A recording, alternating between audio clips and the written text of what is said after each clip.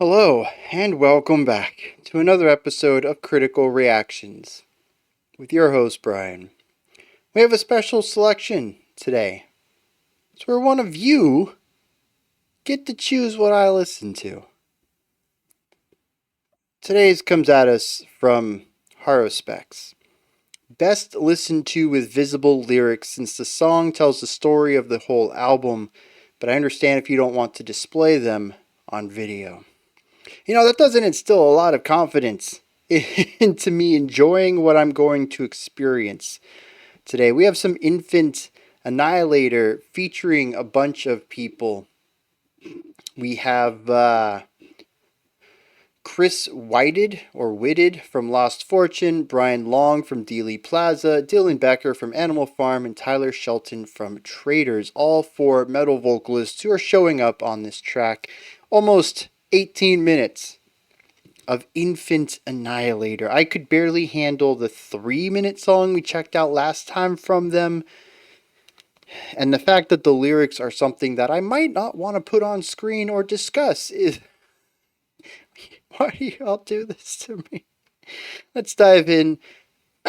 Behold the kingdom of the Wretched Undying. What? How did I get here in my life? I do have the lyrics pulled up. I will look at them every once in a while.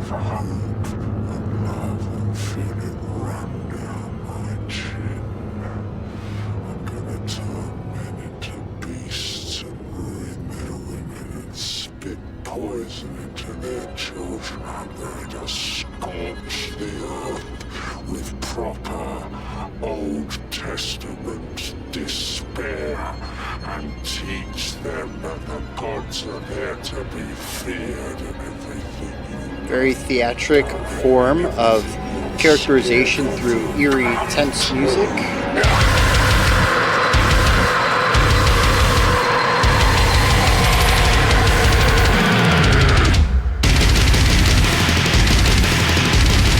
Look at that volume over there. Unwavering.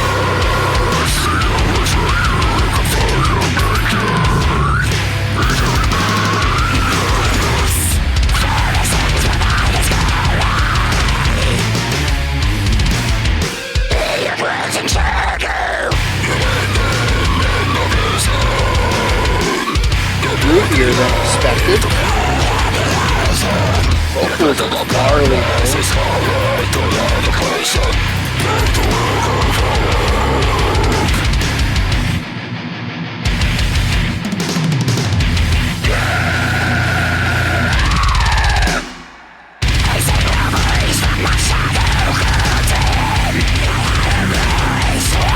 like 3 different harshes layered.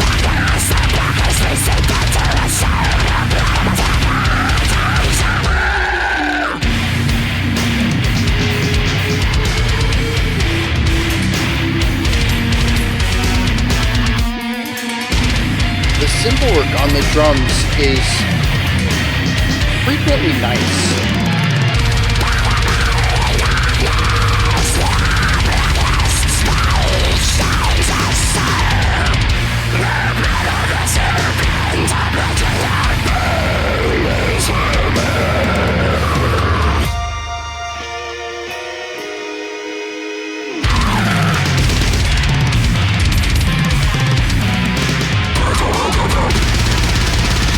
Metric mod.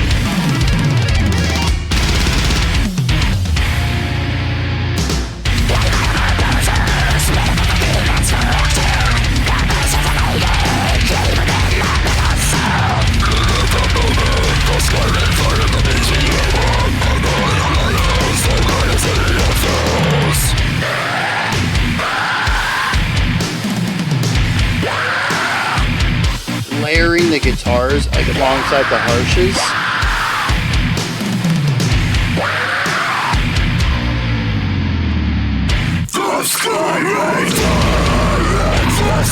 There's a hardcore yelling there.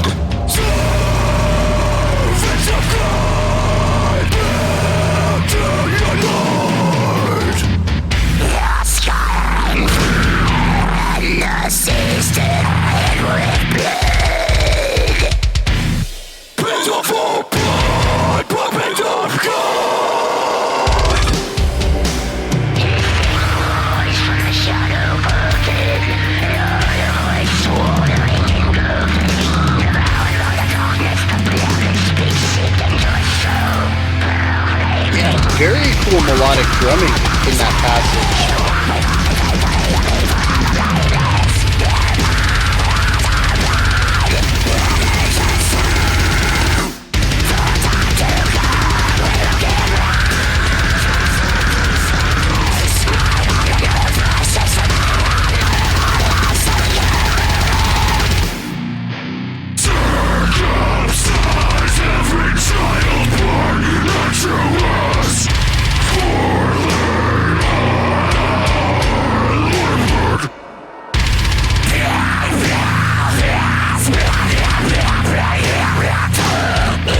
Those were all the same syllable. That was not speech.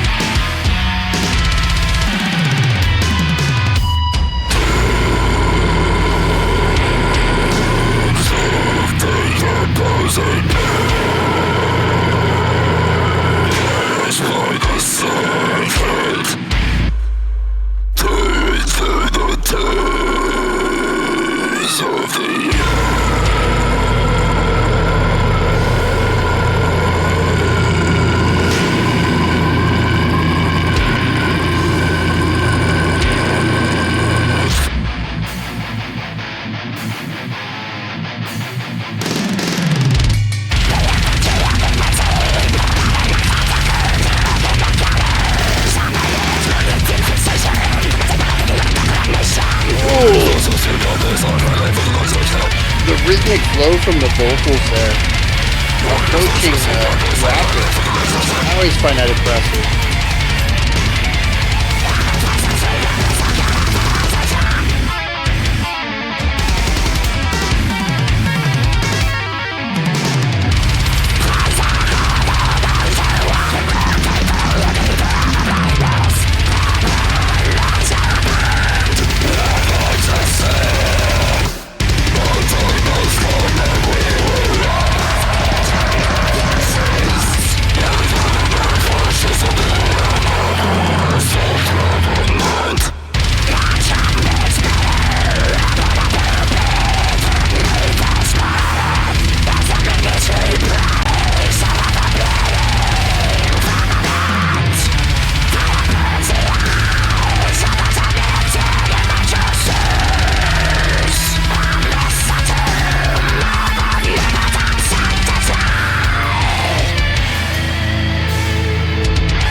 I like that guitar tone. There's also been some nice harmonic work from the guitars, pulling in a quasi-classical influence. Always mixing it well with metal. This one bringing in a very science fiction, spacey sounds. It's kind of been all over the place, but it always returns back to a pretty core of like a death metal sounds.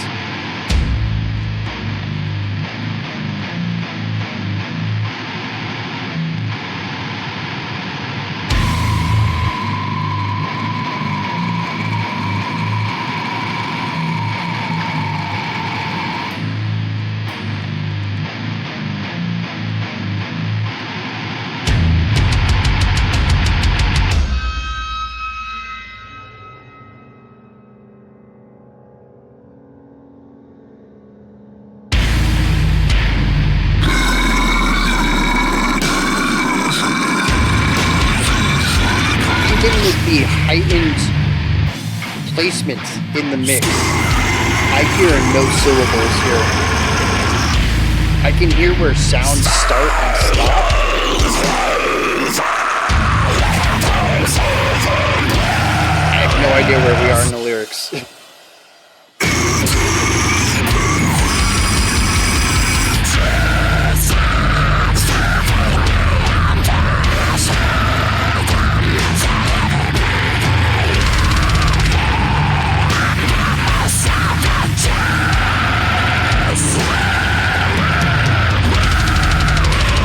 A wild section, not just to count, but also to memorize.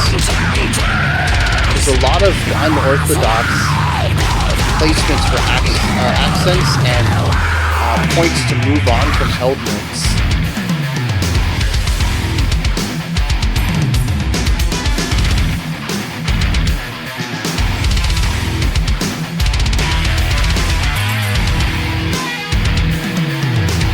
Oh yeah.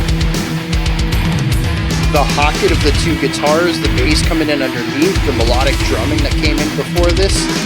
Solid, groovy, proggy stuff.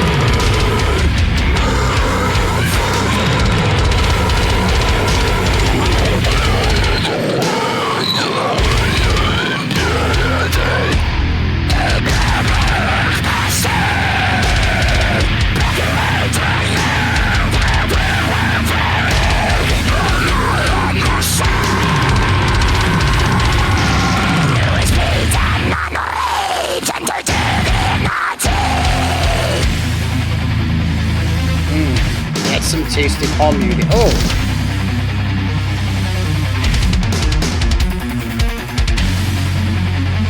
I really hate when the band does something like this, because it's so good. It's right up my alley. And then they deviate from it pretty quickly. For every 10 seconds of something I love, they give me another minute of this.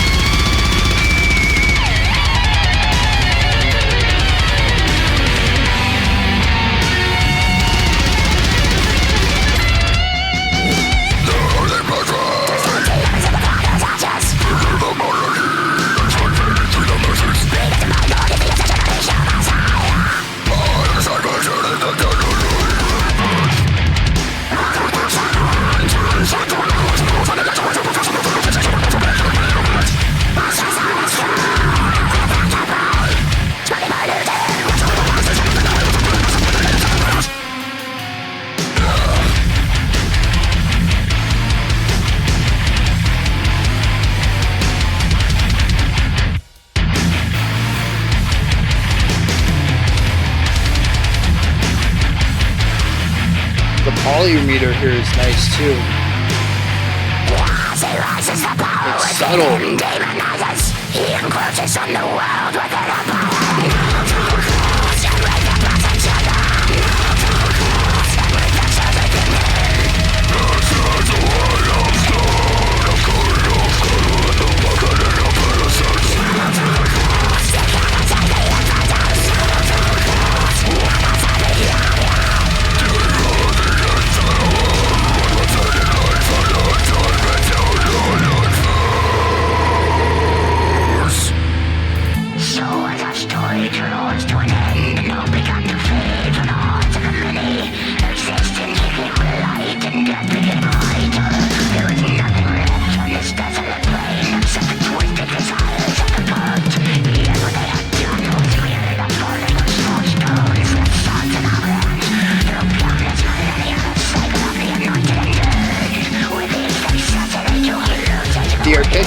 percussion underneath that guitar solo. Pretty cool stuff. And of course the drumming, excellent.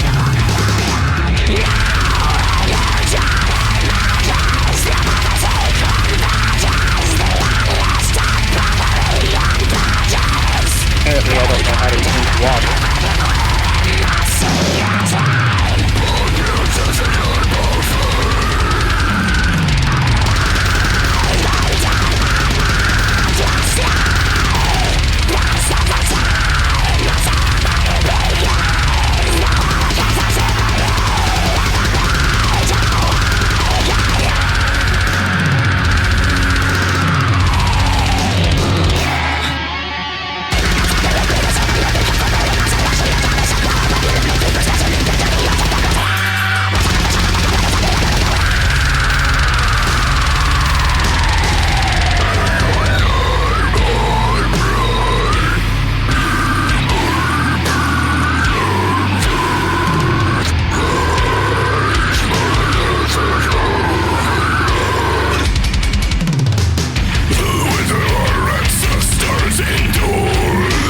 Coming in with that straightforward deathcore.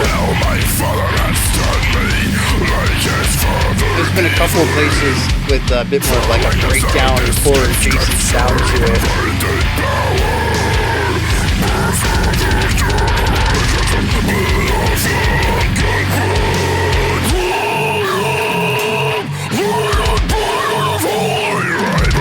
That's interesting.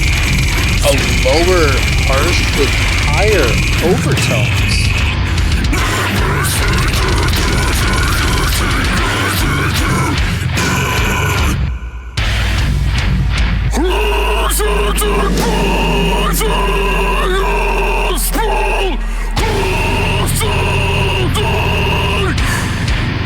You can hear just how narrow of an opening he has delivering this. It's restricting some of the ways that he pronounces syllables, but the sound is also very tiny and directed.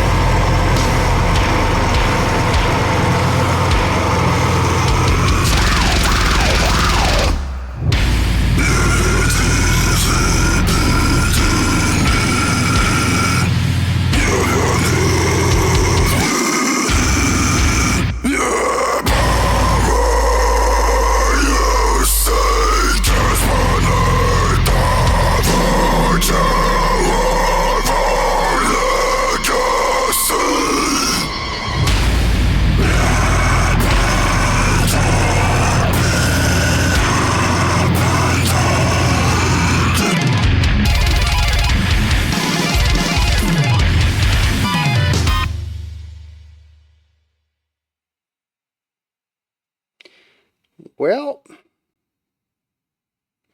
I've now heard that in my lifetime.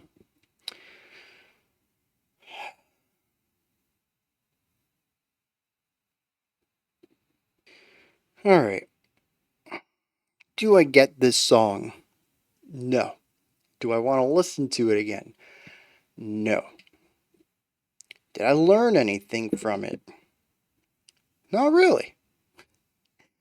But I do appreciate what it's doing, and there are some things I want to point out that I think personally stood out to me.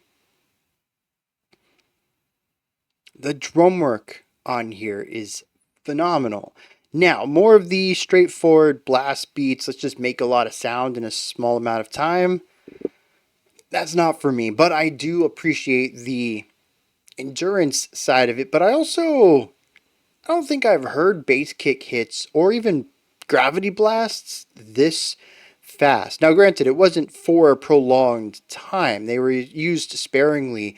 Oftentimes for metric modulation, you would hear the bass kicks start with what sounded like eighth notes, duka duka duka duka duka, shift up to 16th notes, duka duka duka duka duka duka duka duka, and then like metric mod into like triplets of 30-second notes. So not quite as fast as 30 seconds, but somewhere in between 16ths and 30 seconds, which is just ridiculously fast, while also presenting this sort of pulse shift, because we're looking at groupings of 3 rather than 2 or 4 now. And so it kind of works both ways in that it speeds up the song, but not exactly by doubling, giving it a different feel as well. Metric mod while still being ridiculously impressive because it's not like they're playing at slow tempos either. Again, like I said, these were used sparingly, but still very, very fast. I can't think of a particular place where Gravity Blast came in that blew my mind on speed, but I do know I heard them a couple of places throughout here. Um, the drummer just seems to have an infinite endurance. I don't know where they get their energy from, but it doesn't seem like they tire at all. And it's not even just the super fast stuff, it's the endurance of playing the still fast but slower parts throughout the song, the heavy focus on 16th notes throughout. And it's not even just consistency there either. Sure, there are places where you just have a string of Gravity Blast or 16th note bass kicks or something, but there's also the pockets where we'll get like these really fast like 16th note rolls from like a high tom down to a low one, oh, back over to the snare, through the toms again, and just the consistency of these small bursts of speed too, which honestly I think is more difficult. I don't know, something about that seems like it requires more energy because of the constant start and stop rather than just having a forward pulse throughout. Granted, I couldn't do either of them, but I assume once you've got the endurance up to just play constant 16th notes for minutes at a time, that seems more difficult, having to stop at times. Um, so, yeah, just the drummer is ridiculously fast and can keep it up for such a long time here. But I want to come to the other side too, because, like I mentioned, the more straightforward death metal and deathcore drum work, heavy emphasis on just hitting a lot of things in a short amount of time, it's not really my cup of tea. I'm not going to say I enjoyed it. I appreciate it. I'm kind of in awe of the spectacle of it. Not the kind of music I like to listen to, though. But the melodic drumming in here is gorgeous. I love this dude's sense of phrasing when he's not playing rhythms, when he's not playing set drum patterns. And he kind of goes for a bit more of a linear style. It happens plenty of times, 6, 7 times maybe on this track, but the problem is it's never consistent. This is going to be a recurring idea I bring up. Like I mentioned there closer to the end of the song, they happen in pockets. Parts of this song are very cool. The melodic drumming being one of those things that I really dig. But it happens for such a short amount of time, and then we jump back into more traditional extreme metal stuff. And it almost makes me wish they weren't present because it gets my hopes up. I'm like, oh, they're going to do something. Oh, no, they're not. Nope. Guess we're back to this for a while. And it does that over and over and over to me. But I do appreciate what the drummer is doing there. And I'm going to save this comment for later. The guitarist also has quite a few chances to shine. There's plenty of ridiculously fast, rule of cool, death metal, black metal, and deathcore style riffs in here. Plenty of areas to showcase all three of those styles. There's plenty of overlap too. I'd say there's a lot of similarities between those, but there's a lot of cool riffs in here. We have some groovier ideas, sometimes thanks to the drums, but the guitars complement that also. Their riffs typically have groove and strong melody to them. They're technically impressive, not just in the speed and precision of playing the right notes at the right times, but also how those notes are played. There's a lot of palm muting going on in here, where sometimes you'll have 2 notes muted and then the next one won't, and that'll ring out a little bit more. And the dexterity of ensuring at this speed that every note is played the way it's supposed to be played, beyond simply just playing the right note at the right time. The guitarist also has a couple of places to just shred. We have rising and falling, 2, 3 octave arpeggiation in a couple of places. We have shreddy melodic writing in here. There's definitely some places where the guitarist just gets to show off not just on looped riffs, but also on melody writing and just playing as fast as they can, just like the drummer. Technicality and more focused melodic writing, they go hand in hand. They jump back and forth between the two of them. The guitarist also has the task of harmony writing. What kind of chords and chord progressions and atmospheres do we explore on here? One of the biggest changes early on in the track was actually during a guitar solo when we brought more of a sci-fi rock feel to it by incorporating wider, vaster harmonies to the song while still having the edge and bite of the electric guitar. That was pretty cool. I enjoyed that. We also have a few classical Baroque style riffs in here and melodies. Harmonically, we explore some of this just chord progression too.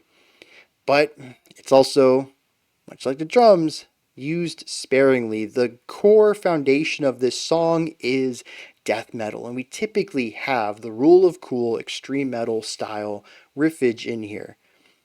Still technically impressive, still a bit of a spectacle. I still appreciate what they're doing. But I find that much like the cool melodic drumming bits, these guitar sounds come and go rather quickly. And it takes a while to get back to them. And I'm once again thinking, oh, I love this. And as soon as I think that, we're moving on to something more abrasive and extreme again. It's fairly consistent on this track, unfortunately. And I'm going to make the comment now. I was withholding it from earlier. I really think I'd like this band if they just took it down a notch. Honestly. Don't try to be extreme, just write cool music. Now, this probably is cool to them. I know that early on it was kind of a joke to just take extreme metal and take it to that next level. But I don't think it's so much of a joke anymore. They do a fantastic job of being at this level. And no one else really is on that level. I'm sure there's some people I haven't heard of, but of all of the extreme metal y'all have handed me, this is definitely at the top, I think. Almost to, well, actually far past the realm of absurdity, but they play it so straight-faced that it ends up working. But I really wish there was a version of this band that maybe just one album. Take the extremity down a notch, give me something more melodically driven, and just give me like an entire album of all the stuff that you use as highlights in this song. And just blow them out and make them the whole song. I would really love that, particularly because there are quite a few passages in here that remind me of A.J. Minette's composition from the Human Abstract, particularly their third album and parts of their first, but really reminiscent of their third album, which of course was more death metal, where the first album was more metalcore. So it makes sense that there'd be more parallels as the genres begin to overlap a little bit more between the two albums. I really haven't ever found a band that hits those same vibes. That album, which is called Digital Veil, sort of exists by itself on my bookshelf. I go to it when I want a very specific kind of Baroque infused, plus contemporary classical infused metal. And I don't really get it anywhere else. I've tried, I've searched so many bands and albums looking for something that scratches that exact itch, and I haven't found it except for passages in here. Although I will say that Archspire, it does it sometimes. They also have passages, but it's never a whole song. That's the thing. I have to go to these extremities and find moments within it. And I just, like I said, I really like this band. Just take it down a notch for one album, just for me. Is that such a big deal? For one person, yeah, that's ridiculous. That's part of the joke, though. But yeah, I'm not serious about that. But it'd be cool because I do really, really like parts of this. They're just transition parts. It's not the core aspect of the song, unfortunately. And I say unfortunately subjectively. It's unfortunate for me, not unfortunate for the group. The rest of the band, the bass, there's some nice bass lines in here when I feel they stand out a little bit, but they get so overshadowed. Everything else is so loud. To me, the bass ends up just kind of being this low end glue that holds everything together. There are a couple places where some of the stuff got out of the way and I could hear the bass work. Sometimes it was in line with everything else. I mean, usually the drums and the guitar are working together rhythmically. The bass usually gets socketed in there too, just bring it all together to focus on that rhythm. But there are some times that the guitar and drums are doing their own thing, and the bass also gets its moment to just kind of do its own thing too. But it never really gets a chance to shine. There's no section in here I was like, oh, dang, great bass work there. Not like I got to say with any of the other instruments. So that's a little bit of a shame, but there are a couple places where I got to hear the bass work shine a little bit, and yeah, I wish maybe it could have some of those cool guitar licks. Give them to the bassist. It sounds like he's got the chops for it, just maybe he doesn't want it. I don't know. Maybe he doesn't get a chance to help his songwriting. I don't know, man.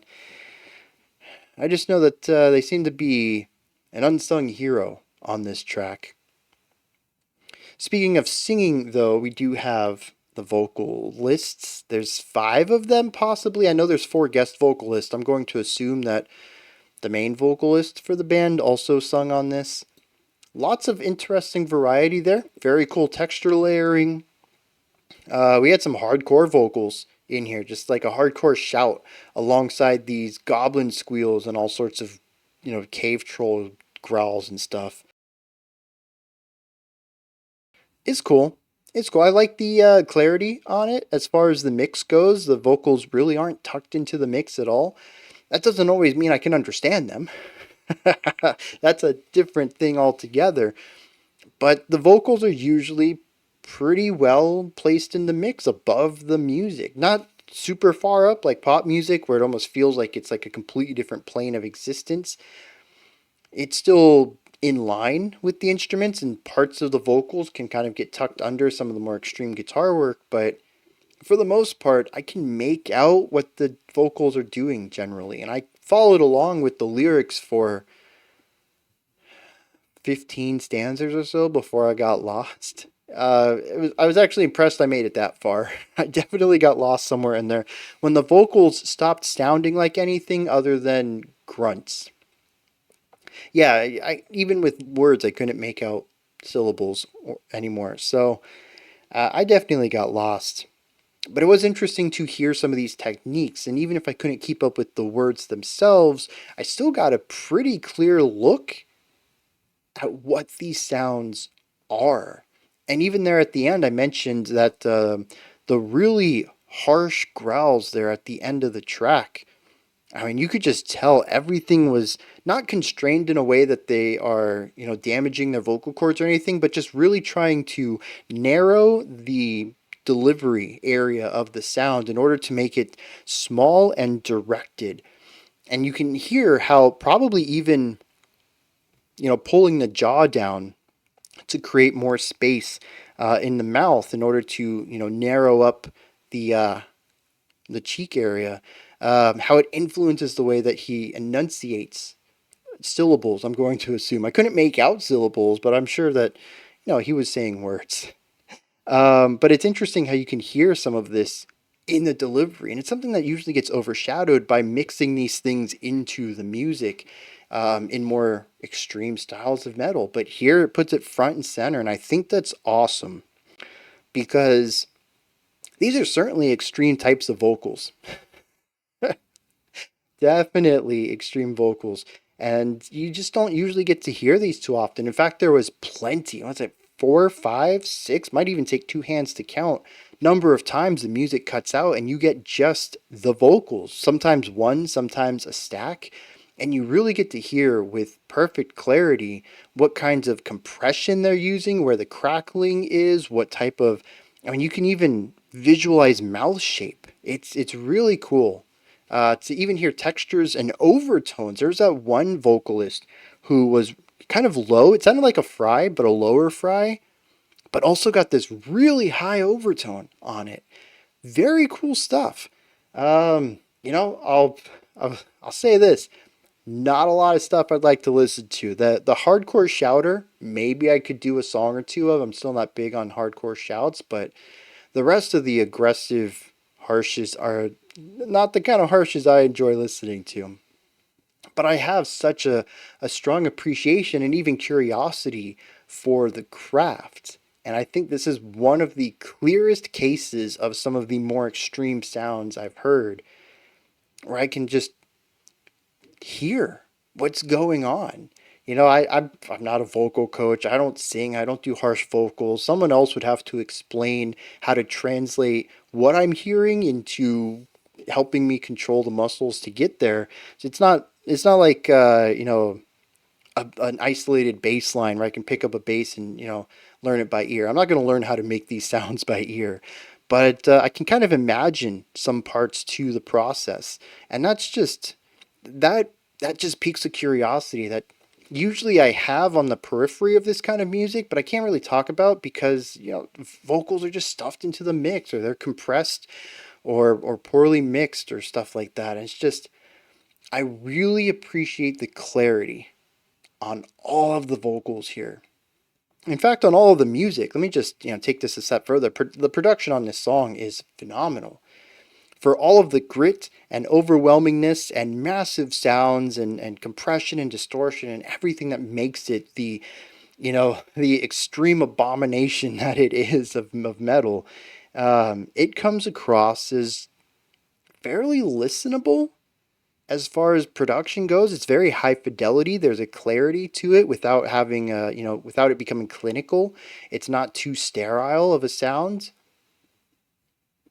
It's very well done. I definitely appreciate that side of things. So I think that's going to be it for this. I appreciate the production. I appreciate the technical elements, the techniques that go into all of this. But as far as like understanding the song, 90% of it all sounds the same to me. Just really aggressive death metal. Although I guess I should probably say like 70% of it feels like that to me, because there is like a good 20% where it's just either doom metal or breakdowns. Just really slow moving single notes weighing the song down. They did that like 3 times. Um, and then 10% of stuff I really enjoyed. But what does it mean to me? It's just an aggressive song from start to finish. If you listen to more of this stuff, maybe you can find nuance to it, but it's too extreme for me to get anything like that. I mean, sure, I can go to like, oh, it's angry, but now it's spacey, and it's angry, but now it's kind of Baroque style. Now it's angry again. But those little things, like I called them, transition ideas, and that's usually all they were. 4 to 8 bars to take us from one death metal section to another. Should I really incorporate them into the emotional storytelling, or are they simply, vehicles to transport us from one sound to the next? As if, a functional purpose rather than a narrative one? I don't know, because 90% of the song is just angry to me. So even if the other ones I wanted to incorporate into an analysis of it, 90% still a massive majority. This is just an angry song in my eyes. And it's too much for me to really get more out of. But I do appreciate it on a technical side, like every element of the technical side of this. And I hope I've touched on everything here. If there's something I missed, let me know. But yeah, it's impressive. It's tiring. It's not my cup of tea, but it is impressive. We are not going to go in depth on the lyrics. You're more than welcome to go read them yourself. I'm sure it won't be hard to do a Google search for it. It talks about a cult. Well, first it talks about someone who leads the cult and his history, his upbringing, how he gained power and became the leader of the cult. and then a bit of the cult's rituals, which I'm just gonna set the mood here so that you know what you're getting into rather than just a vague warning.